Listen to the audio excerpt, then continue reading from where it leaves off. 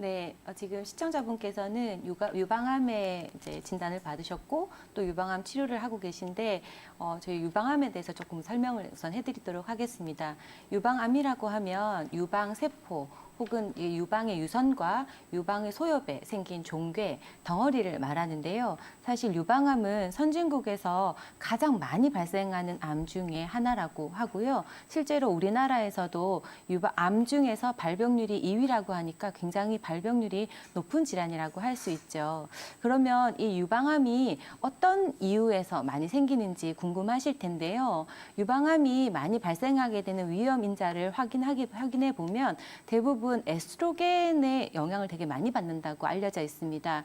사실 일반적으로는 유방암이 왜 생기는지에 대해서 정확하게 알려진 바는 없지만 일반적으로 생리가 너무 빠르거나 초경이 너무 빨랐거나 아니면 폐경이 너무 느렸거나 혹은 출산이나 수유의 경험이 없어서 지속적으로 계속 생리를 하고 있는 경우, 이런 경우는 에스트로겐에 굉장히 노출이 많이 되는 경우라고 할 수 있는데 이런 경우에는 유방암의 유방률이 굉장히 높다고 하고요.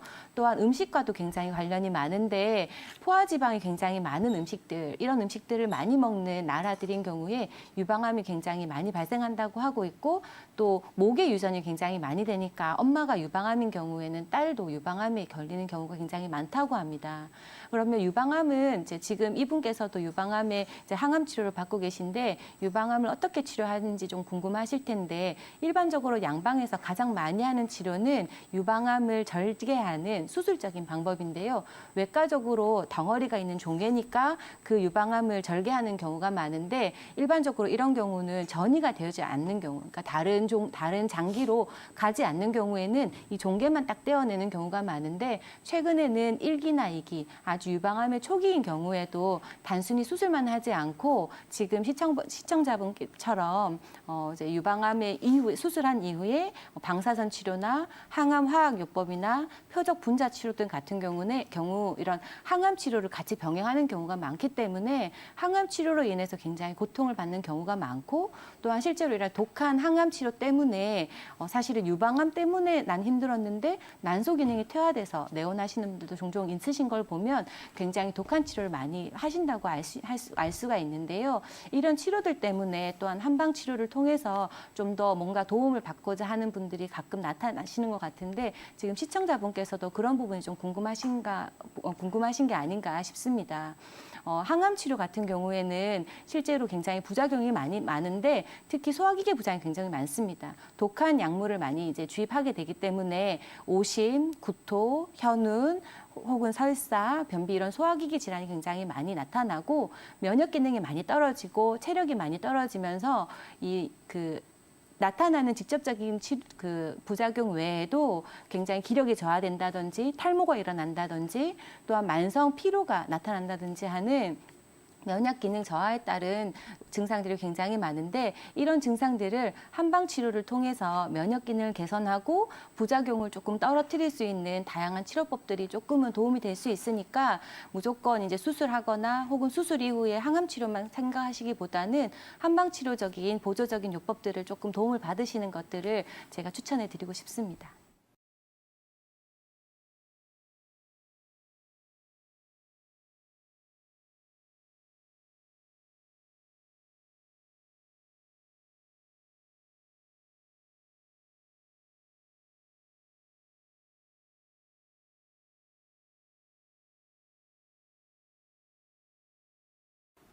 네, 우리 환자분께서, 시청자분께서 지금 유방을 전절제를 하셨는지 안 하셨는지 저희가 정확히 알 수가 없다 보니까 뭐 어떻다 좋다 말씀을 드리긴 좀 못한데요. 일단 저희는 기본적으로 전절제를 요즘 많이 하니까 전절제를 했다라는 걸 가정하에 말씀을 드리도록 할게요. 저는 앞서 우리 지은혜 원장님께서는 항암 부작용에 뭐 소화기계 그쪽 문제들에 대해서 말씀을 해주셨는데요. 항암 부작용이라고도 할 수 있는 전체 탈모에 대해서도 좀 말씀드리도록 할게요. 일단 사람들이 외모가 중요한 것인데 특히나 여자분인데 유방 있던 것들이 없어지기도 하고 머리카락도 빠지고 눈썹도 빠지고 뭐 채모도 다 빠지고 하다 보면 급격한 외모의 변화를 겪게 되거든요. 이때 여자분들이 제일 많이 오는 게 우울증이에요. 외모 변화로 인한 우울증이 오기 때문에 또 그걸로 인해서 뭐 다른 치료를 받는 것들에 좀 많이 방해를 받기도 하고 뭐 삶의 의욕을 잃다 보니까 치료율이 많이 떨어지는 경우도 있거든요. 그러니까 환자분께서 급격한 외모의 변화를 겪고 있겠지만 그거에 대해서 너무 스트레스 받지 마시고요. 결국에는 항암 치료를 이겨내면 채모는 다시 나게끔 되어 있거든요. 그리고 유방 절제를 했으면 요즘 유방 재건술도 있기 때문에요. 그런 외모적인 것들에 대해서 1차적으로 너무 스트레스를 안 받으셨으면 좋겠고요. 혹시 스트레스를 받게 되더라도 그럴 때 먹을 수 있는 우리 한약들이 있거든요. 그리고 또 그럴 때 거기에 맞춰서 맞을 수 있는 침요법들이 있기 때문에 우리 항암, 암을 이기기 위한 한방 치료보다도 앞서 말씀해 주신 것처럼 보조적인 요법으로 항암 부작용에 대해서 그걸 좀 완화시키고 또 항암 치료를 좀 더 극대화시킬 수 있는 치료들이 많이 있으니까 근처 한의원에 내원을 하셔가지고 침구 치료도 열심히 받으시고 한약 치료도 받으셨으면 좋겠고요. 그리고 또 생활 속에서 할 수 있는 것들로는 일단 항암 치료를 받고 유방암이 있었으면 팔로 오는 이 림프관 쪽에 많이 문제가 있는 분들이 있어요. 간혹 거기가 막혀가지고 팔이 이렇게 크게 붓는 분들도 있거든요. 그런 것들을 좀 예방하기 위해서 림프 마사지를 좀 많이 해준다거나 온율요법으로서 여기를 많이 뜨뜻하게 해준다고 그러면 좀 그런 부분도 많이 완화가 되고 통증이 혹시 있더라도 통증 개선도 될 수 있겠습니다.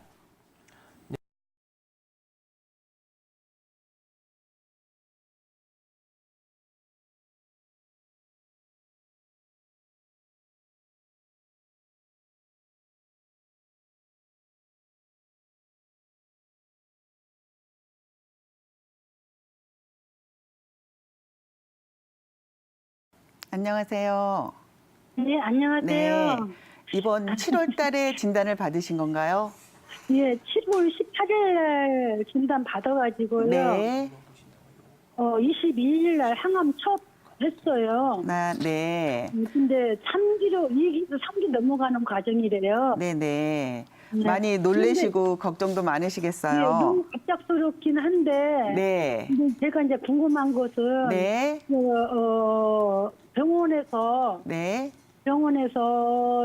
그냥 이렇게 해서 바로 퇴원은 했어요. 아, 수술은 권하지 않으셨나요? 아니 수술을 너무 커서 못 하겠대요. 아. 그래서 항암을 먼저 하고 좀 사이즈를 줄여서. 한 8번 정도 하고 네네. 그다음에 줄인 다음에 항암을 수술을 하자고. 하더라고요. 자, 네, 그러면 그래서 항암을 어떤 식으로 하시고 계신가요? 뭐 병원에 들어가셔서 뭐 며칠 입원해가지고 네. 항암하고 지금 한 번 나왔고 이번에 13일에 다시 또 들어갈 거예요. 아, 그럼 그 간격이 얼마 만에 한 번씩? 20일. 20일.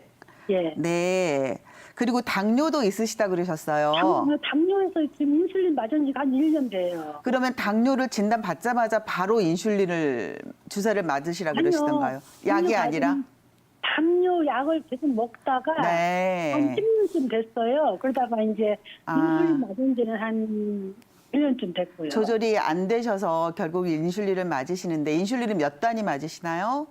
지금 14단계 맞아요. 14단위, 그러니까 많이 심한 건 아니신데 어머니 아, 제가 그래요? 네네. 그래서 이제 궁금해하시는 거 말씀드릴게요. 보통은 예. 이제 수술을 먼저 하고 그 뒤에 항암요법을 하는 게 일반적인 케이스인데 어머님은 2기에서 3기 넘어가는 그 단계인데도 사이즈가 커서 조금 줄이고 하자고 예. 말씀을 하신 것 같아요. 네. 네네. 그래서 일단 이 항암요법하고 어머님이 네. 궁금한 이제 다른 이제 같이 할 수 있는 거를 조금 여쭤보셨는데 사실 네. 항암요법은 어떤 요법이냐면 직접 그 암세포를 공격을 하는 요법이고요. 예. 저희가 보통 한방에서 하는 한방 면역요법이라는 게 있어요. 아, 예. 네, 한방 면역요법이란 어떤 거냐면 이렇게 주변에 네. 환경을 이 암이 자라나지 못하도록 환경을 만들어주는 거예요. 예. 그래서 양방에서는 암의 원인을 외부에서 들어온 뭐 화학물질이라든지 뭐 방사선이라든지 바이러스라든지 이런 외부 원인으로 봤고요. 한방에서의 암의 원인은 사실 본인의 면역력이 저하가 된 걸로 보고 있어요. 예. 네, 그래서 사실 모든 사람은 일반인들도 거의 암세포는 모두가 가지고 있거든요. 매일매일 암세포가 자라나고 있어요. 그런데 네. 건강한 사람 같은 경우는 이 몸에 면역 체계라는 이런 방어 체계가 있어서 몸에 암세포가 생기면 이 면역 세포가 활성화가 돼서 이거를 공격을 해서 암세포를 죽이는 과정을 잘하고 있는데 어머니처럼 암에 걸리신 분들은 이 면역 체계가 많이 저하가 돼서 그런 네. 암에 발병을 하신 거여서 한방에서는 이 면역 체계를 조금 활성화하는 그런 치료를 하는 거거든요. 그래서 양방에서 항암 치료는 직접 그 암세포를 공격을 하는 치료를 하는 거고 한방에서는 이 얘가 잘 이제 싸우도록 주변에서 이 면역 체계를 활성화시키는 그런 사이드로 곁다리로 이거를 조절을 해줘야 돼요. 그래서 이거를 그러면 지금 제가 그러면 네. 선생님 그러면 네. 지금 병원에서 항암을 지금 계속 해야 되는데 네네. 그 병행을 할 수 있는 거예요? 네, 가능합니다. 그래서 이제 아무래도 지금은 한 번밖에 안 하셔서 좀 부작용은 나타나지는 않으시겠지만 제가 볼 때는 사이즈를 줄이는 항암요법은 가장 좀 강력한 항암요법이 될 것 같아요. 보통 항암요법은 종류별로 조금 다른데 가장 네, 네. 강력하게 전신적으로 작용하는 화학요법이 있고 두 번째는 암세포만 공격하는 그런 타겟요법이 있는데 이 타겟요법은 꼭 병원에 입원하지 않고 뭐 이렇게 먹는 약이거나 혹시 주사를 맞거나 이런 걸로 되는데 아마 어머님은 처음이시니까 아마 전신 화학요법을 쓰실 것 같아요. 그렇게 되면 앞에 원장님들이 말씀을 해주셨듯이 보통 항암요법 밥은 많이 막 토하고 막 머리도 빠지고 굉장히 그렇게 머리가 기력도 벌써 저하되고 빠지기 시작해요. 아 벌써 그러니까 굉장히 강한 거를 쓰고 계실 강한가 거니까 봐요. 빨간색을 하더라고요. 그래서 제일 중요한 거는 어머님이가 기력을 회복을 하셔서 이 면역력을 높이는 게 되게 중요해요. 그런데 이제 암에 걸리셨다 그러면 주변에서 뭐가 좋다 굉장히 많이들 말씀을 엄청 하시는데 네네. 또 영양제도 먹어도 되는지도 묻고 네네. 싶고. 그래서 영양제하고 암세포는 상관이 없어요. 아, 영양제 먹어도 네네. 돼요? 특히 비타민제는 꼭 드시는 거를 권해요. 암 환자들한테. 아, 그래요? 네네. 그 암에서 나온 저기 그 종합 비타민 제가 먹어도 이제 될까요? 그 상품에 대해서는 자세히 모르니까 예, 이게 예. 사실 비타민을 또 전문으로 이렇게 하시는 분들이 있으니까 그분들하고 해서 비타민은 암 환자들한테 권하는 건강 보조 식품이고요. 또 하나 굉장히 음식이 중요하거든요. 예. 음식에서 그 특히 물을 이제 어떤 사람은 끓여 먹어야 된다고 어떤 사람은 생수 먹으라고 하고. 아, 왜 그러냐면 사실 항암 치료 중에는 굉장히 면역력이 떨어지기 때문에 굉장히 예. 세균 감염이나 이런 거 조심하셔야 되니까 예. 끓여 드시는 게 좋아요. 아, 그래요? 아무래도 생수는 또 사실 500리터를 한 번에 터도 그거를 한꺼번에 마시지는 않거든요. 예, 예. 그래서 그거를 텄다가 뒀다가 드시게 되면 그 안에서 또 바이러스가 또 자라게 되니까 아, 팔팔 끓여서. 끓여서 드시고 채소도 최대한 익혀서 드시는 게 좋으세요. 아, 네, 네, 네. 과일은요? 아, 그래서 과일도 사실 항암 치료 중에는 사실 암 환자한테 좋은 거는 색깔이 굉장히 화려한 뭐 수박이라든지 이렇게 네. 화려한 과일을 권하시는데 제가 아. 알기로는 항암 치료 중에는 가급적 생 과일보다는 좀 채소도 익혀 드시는 게 좋아서 익혀서. 예, 예. 색깔 있는 채소 토마토나 예, 예. 그다음에 브로콜리 예, 예. 레몬 이런 게 좋다고 하거든요. 그래서 근데 토마토도 생으로 드시는 것보다는 물에 살짝 데쳐서 드시고요. 브로콜리는 당연히 데쳐서 드시게 되잖아요. 예, 예. 네네 그런 식으로 비타민 섭취를 중요하게 생각하는데 항암 치료 중에는 내가 면역력이 더 떨어질 수 있으니까 조금 더 이렇게 세균 감염이나 이렇게 바이러스 특히 요즘에 날씨 너무 더워서 절대 냉장고 믿지 마시고요. 최대한 이게 감염이 안 되도록 하셔야 돼요. 아, 감면 네네네. 네. 그리고 어머니 또 하나 제가 한 가지 말씀드릴게 어머니 당뇨가 굉장히 중요한 게 사실 유방암 환자 중에서 2차적으로 또 다른 암이 생기는 확률이 당뇨 환자들이 굉장히 많다고 해요. 흡병증 같은 게 오겠죠. 네, 그래서 당뇨 관리 정말 잘 하셔야 되거든요. 예. 당뇨 관리는 음식 되게 중요한 거 아시죠? 예. 백미밥 먹지 마시고 현미밥 꼭 드셔야 되고요. 예. 녹황색 채소 잘 데쳐서 그다음에 색깔 있는 과일도 잘 익혀서 잘 드시고 감염 조심하시고 그다음에 중요한 게 뭐죠? 운동하셔야죠. 아무리 기력이 떨어져서 그래도 깔아줘요. 깔아앉기 때문에 사실 한방에서 면역요법을 병행을 하시면서 본인의 기력은 돋구고 드시는 거 더 잘 드셔. 아무리 입맛이 없으셔도 잘 드셔야 됩니다. 근데 또 살찌면 안 된다고 그러더라고요. 아, 그거는 당뇨 문제인데 지금 살찌고 그게 문제가 아니라 체력 회복이 정말 제일 중요해요. 그래서 그게 체력이 회복이 돼야 면역력이 좋아져서 사실 이 힘든 항암요법을 이겨내실 수 근데 있으세요. 항암 동안에는 살 좀 쪄도 괜찮아요? 네, 네. 다른 게 근데 아니고 당뇨 그런 조절은 같은 잘 경우는 하셔야죠. 한 그러니까 일주일 잘 좋은 걸로 동안은 잘 드시고 운동하시고 그렇게 하십시오.